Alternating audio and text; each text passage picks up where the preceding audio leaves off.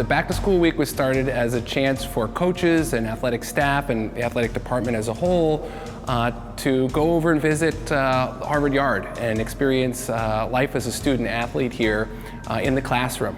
We've had a lot of contact with faculty and faculty fellows that are affiliated with our programs that have come over here to our athletic fields and competition sites, and this is a chance to flip the table. Every time I am starting the class, one of the things that I always tell people is that this is so exciting for me because it actually blends three things that I'm really passionate about. This topic, the psychology of close relationships, the experience of teaching, but the biggest one is actually the relationships that I have with the students. So it's been beyond meaningful to me to have, some of my closest relationships actually have been with student athletes who, come and talk to me after class, emailed me the fact that student athletes brought their coach here. I mean, that was beyond meaningful to me. I was so delighted. Whether it's leadership, being able to compete and to be able to, be resilient, go through the ups and downs of a season, as well as, be role players, be leaders, all these different parts that you have to play on a sports team that builds your character. And we're in the business of building character here, and it's nice to hear faculty recognize that, and I think that is a hallmark of Harvard athletics. One of the greatest things about teaching at Harvard is that we have some of the brightest students in the world. I don't know who's an athlete and who's not an athlete except for the fact that they tell me. So when I'm teaching, I don't treat athletes differently. They are really good at understanding the importance of responsibility. If you don't show up to your game, you can't play.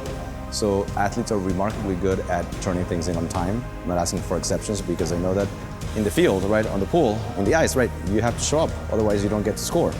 And so they're very hardworking and very responsible, and when you add to that the amount of hours they spend training, lifting, and doing what they do, it's just remarkable how well they do in the classroom. I've had a lot of athletes in my classes, and I've really enjoyed them. I know how disciplined they are.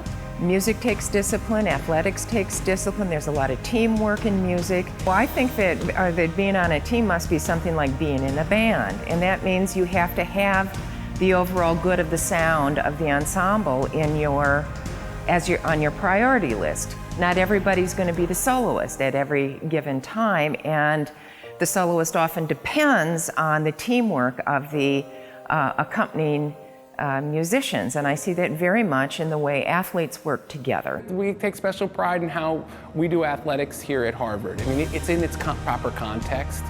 It is one part of your education. For other students, it's being in a jazz band. For somebody else, it's being an editor of the Crimson, and it's theater groups and improv troops, and I mean, geez, you name it, they have it here. So we kind of fit into that model, and I think that in its proper context, I think there's something special about it. I see athletics, varsity athletics, and the dedication and the discipline and the time commitment involved as integral to academics.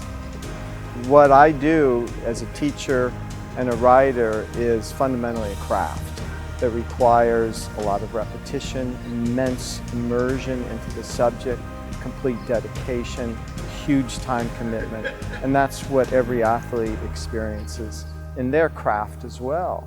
And so the ability to become a Harvard varsity athlete in many respects coincides with the ability to become a scholar.